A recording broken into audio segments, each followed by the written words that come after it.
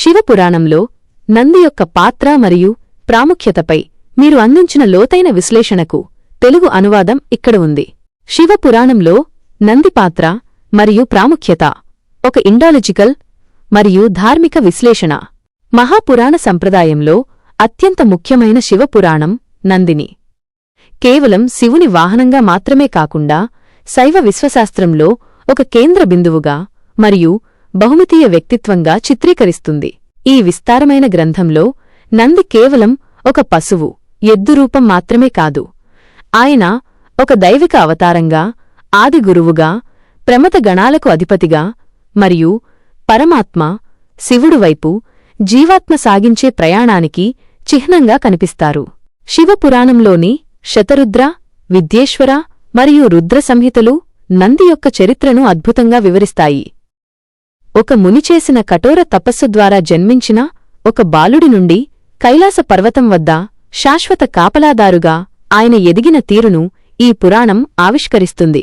ఈ విశ్లేషణ నంది యొక్క మూలాలు, దైవిక సోపానక్రమంలో ఆయన విధులు మరియు హిందూ తత్వశాస్త్రం, ఆచారాలలో ఆయనకున్న ప్రతీకాత్మక ప్రాముఖ్యతను పరిశీలిస్తుంది. ఆధ్యాత్మిక మూలాలు. శిలాద మహర్షి తపస్సు. శివపురాణంలో నంది జన్మవృత్తాంతం, కఠోర తపస్సు మరియు దైవిక వారసత్వ అన్వేషణతో ముడిపడి ఉంది. ఈ కథ శిలాద మహర్షితో ప్రారంభమవుతుంది. శిలాదుడు గొప్ప పుణ్యాత్ముడు మరియు శివభక్తుడు. ఆయనకు ఒక కుమారుడు కలగాలని కోరిక ఉండేది, కాని ఆ కుమారుడు అయోనిజుడు, తల్లి గర్భం నుండి జన్మించనివాడు అయి ఉండాలి. అమరత్వం మరియు అత్యున్నత జ్ఞానాన్ని కలిగి ఉండాలి.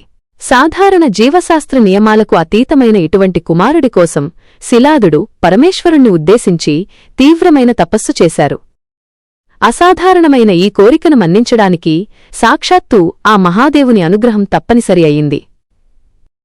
నంది పాత్రలోని ఇతర ముఖ్యాంశాలు. సంగ్రహం.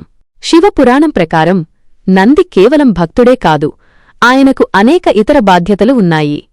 1. గణాధిపతి. శివుని సైన్యమైన ప్రమథ గణాలకు నందినాయకుడు. విశ్వంలోని క్రమశిక్షణను కాపాడటంలో ఆయన కీలక పాత్ర పోషిస్తారు. 2. ధర్మస్వరూపం. నందిని ధర్మానికి, నీతికి చిహ్నంగా భావిస్తారు. 4 కాళ్లపై నిలబడిన వృషభం కృతయుగంలోని సంపూర్ణ ధర్మాన్ని సూచిస్తుంది. 3.